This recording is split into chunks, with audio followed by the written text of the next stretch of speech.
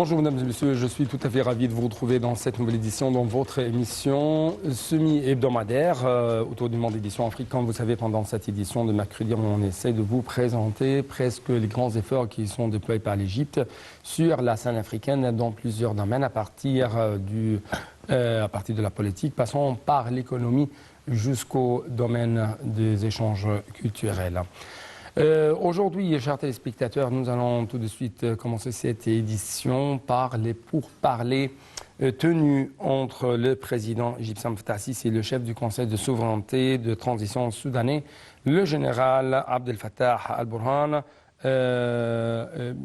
Aujourd'hui, bien sûr, il y a peu de temps, ça a eu lieu ici au Caire, dans le palais Al-Ittihadiyya, pour discuter de questions régionales et internationales d'intérêt commun. A rappeler que mercredi matin, le président Sisi a reçu El Burhan à son arrivée à l'aéroport international du Caire. Une cérémonie de réception officielle a été organisée pour El Burhan au palais présidentiel à l'Ittihadiyya. L'hymne national a été joué pour les deux pays. A rappeler que les deux parties devraient discuter de relations bilatérales entre les deux pays, de moyens de renforcer leur soutien au développement au service des peuples des deux pays, des questions d'intérêt commun, de la question du grand barrage de la Renaissance éthiopienne ainsi que de la coordination dans certaines situations, outre la sécurité de la région. Tout ça, ce sont des questions à discuter pendant ces pourparlers tenus entre les deux parties. À rappeler que le président Abdel Fattah al-Sisi avait affirmé le soutien de son pays à tous les efforts visant à promouvoir la paix, la stabilité et le développement au Soudan, sur la base de la ferme conviction que la sécurité et la stabilité du Soudan font partie intégrante de la sécurité et de la stabilité de l'Égypte. Le président Sisi a par ailleurs souligné auparavant que le dossier de barrage de la Renaissance nécessitait les plus hauts niveaux de coordination entre les deux pays, car ce sont les pays en aval qui seront directement touchés par ce barrage. Donc, nous allons passer tout de suite à une autre question. Cette fois-ci, il s'agit d'un reportage plutôt qui va jeter plus de lumière sur l'Académie de la recherche scientifique et de la technologie, qui soutient les initiatives africaines dans ces domaines et qui cherche à favoriser le climat d'innovation en Afrique, selon les affirmations du recteur de l'Académie, Mahmoud Sakr. Tout de suite, le commentaire.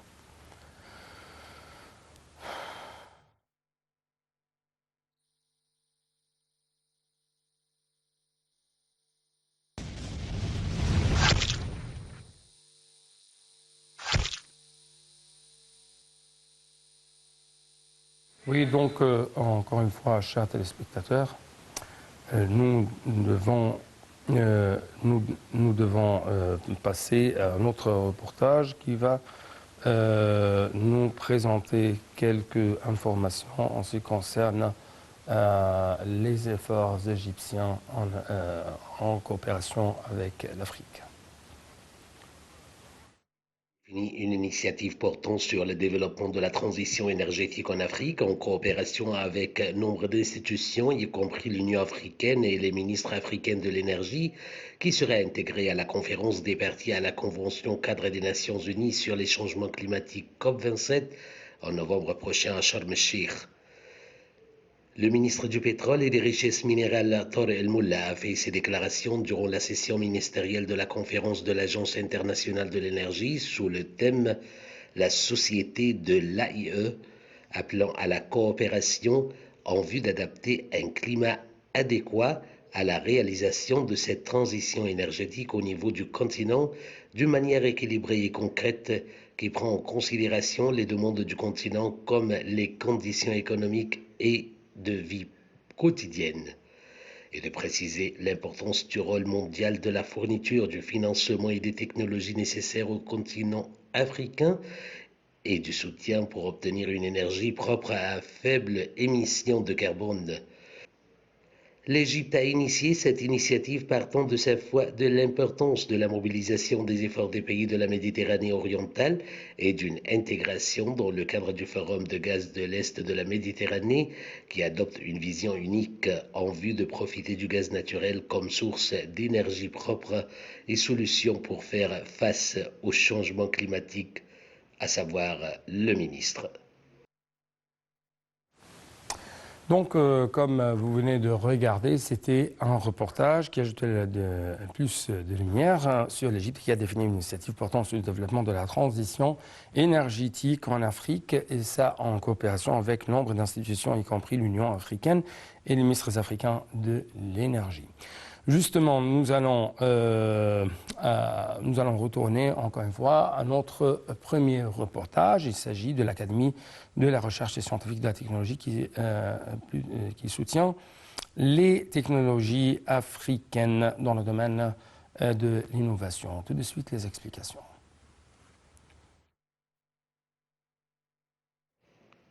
L'Académie de la recherche scientifique et de la technologie soutient les initiatives africaines dans ces domaines et cherche à favoriser le climat d'innovation en Afrique. C'est ce qu'a affirmé le directeur de l'Académie, Mahmoud Sarr. L'Académie tient à soutenir la participation des jeunes chercheurs et jeunes africains aux expositions et concours qu'elle organise. C'est ce qu'a déclaré le directeur à l'inauguration dimanche de l'atelier de travail africain de mesure des indicateurs des sciences, de la technologie et d'innovation en présence d'un parterre des responsables concernés. M. Sakra a par ailleurs fait état des prix scientifiques décernés annuellement par l'Académie aux chercheurs africains pour la formation dans le domaine de la recherche et d'examen technique, des demandes de brevets et des bourses de recherche postdoctorales.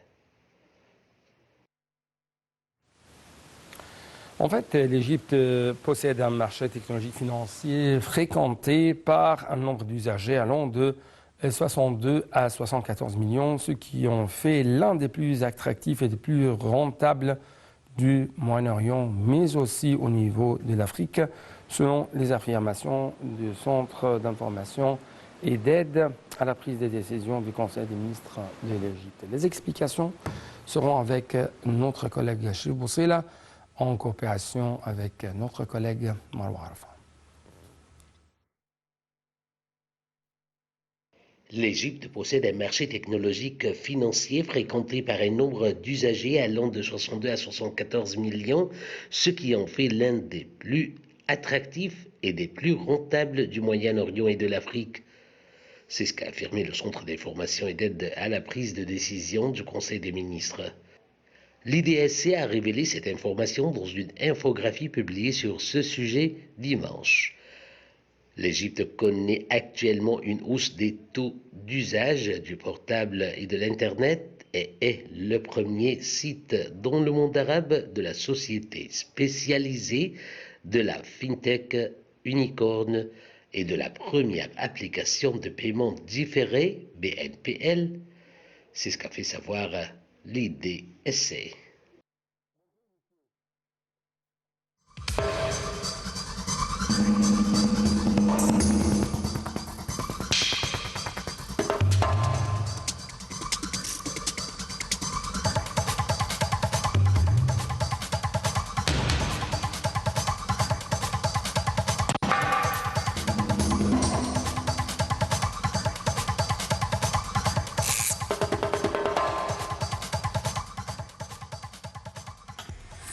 En fait, chers téléspectateurs, de relations politiques qui relient l'Égypte et le Soudan reflètent une histoire commune en dimension régionale et internationale. Les deux pays sont liés non seulement sur le plan de leurs étendues géopolitiques, mais aussi sur celui de nombreux problèmes communs, questions régionales qui nécessitent toujours une sorte de coordination constante entre eux, comme le dossier de l'eau du Nil, celui de la stabilité de la sécurité dans le bassin du Nil, dans le bassin même de la mer Rouge et dans la corne de l'Afrique. Donc, dans cette deuxième partie de notre édition, nous allons jeter plus de lumière sur la visite effectuée par M. Abdel Fattah al-Burhan, le chef du conseil de transition soudanais, bien sûr ici en Égypte. M. Abdel Fattah al-Burhan va discuter d'un nombre de questions très cruciales et très importantes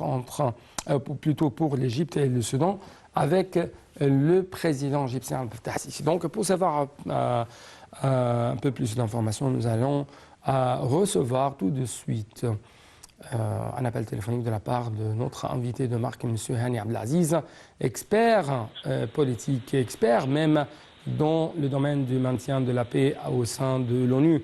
Monsieur Hani Abdelaziz, vous êtes toujours le bienvenu sur NAL TV International. Merci beaucoup pour nous rejoindre à travers la ligne. Merci encore une fois. Merci, monsieur. Donc, comment vous avez ou vous observez jusqu'à maintenant la visite effectuée par M. Abdel Fattah al-Burhan? Quels sont les buts? Quelles sont les questions à discuter? Les questions de premier plan, de premier rang à discuter pendant ces pourparlers bilatéraux entre ces deux pays africains, arabes, frères?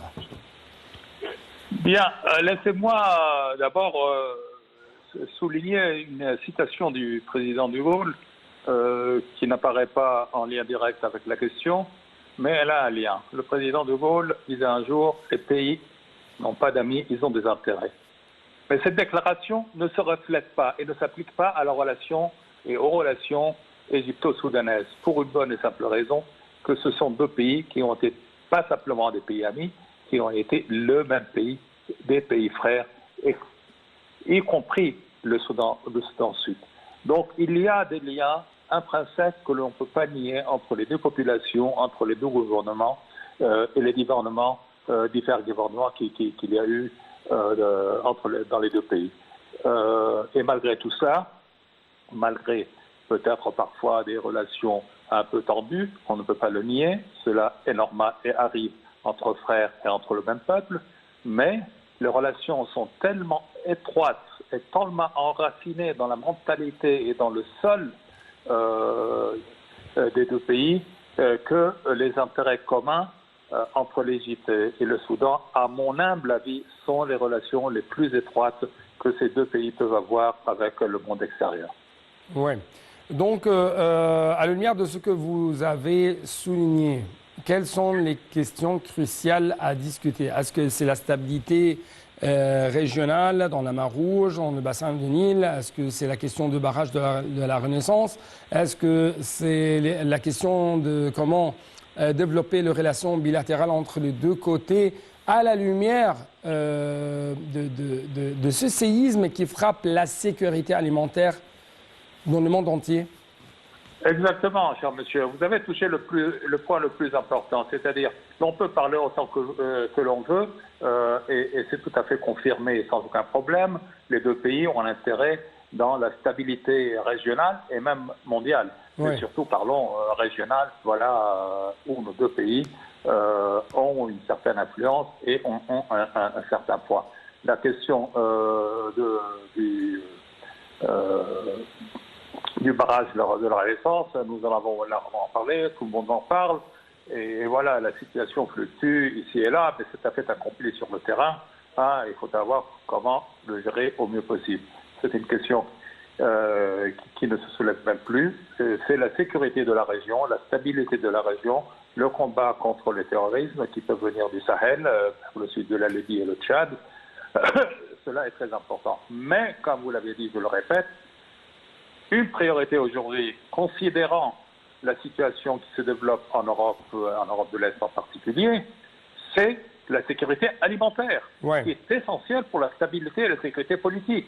Et je pense qu'ici, nous devons saisir, les deux pays, très très rapidement, les possibilités de cultiver d'immenses territoires qui existent et qui sont exploitables immédiatement au Soudan au profit des deux pays. Et je le dis, et immédiatement. Ça ne peut pas, on ne peut pas revenir aux tentatives de 20-30 ans en arrière qui n'ont jamais abouti. Autre question, comme par exemple la coopération dans le domaine de développement maritime, de développement du commerce maritime, de transport maritime, que ce soit dans la mer Rouge ou à travers le Nil, et même dans le domaine du transport ferroviaire et terrestre. Et donc, est-ce que vous trouvez que cette fois-ci, il y aura d'autres évolutions, d'autres échanges qui vont être survenus pendant ces pourparlers bilatéraux entre les deux côtés? Regardez, je verrai ça dans un contexte un peu plus large, parce que vous savez, que le Soudan a des relations aussi très très étroites avec l'Arabie Saoudite, donc sur la mer Rouge. Donc il se peut très bien que dans le contexte des relations égyptiennes, saoudiennes, égyptiennes, soudanaises et avec l'Érythrée, dont nous parlons souvent ces temps-ci, et l'établissement d'une base logistique éventuelle à Djibouti, il se peut qu'ici, le Soudan ait un certain rôle à jouer, et je pense qu'en tous les cas, il faudra obtenir sa coopération et de travailler ensemble dans ce cadre, je dirais, à quatre composantes, Égypte, Arabie Saoudite, Soudan et Djibouti. C'est ce qui concerne la mer Rouge. Mais la question qui est d'une extrême importance, c'est un projet peut-être à long terme, mais que l'Égypte a commencé à réaliser, c'est de lier le Caire à Cape Town par la route et éventuellement par des lignes ferroviaires. Cela va prendre longtemps, des dizaines d'années, et les chemins de fer. Mais la route, c'est très possible, puisque la route existe déjà depuis le Caire jusqu'à Assouan, et il faudrait probablement prolonger cela au Soudan et aux autres pays jusqu'à arriver à Cape Town. Voilà. Ça, c'est un projet qui va prendre quelques années s'il se réalise. Il y a la volonté politique, je crois le comprendre dans les médias, de l'Égypte. Si cela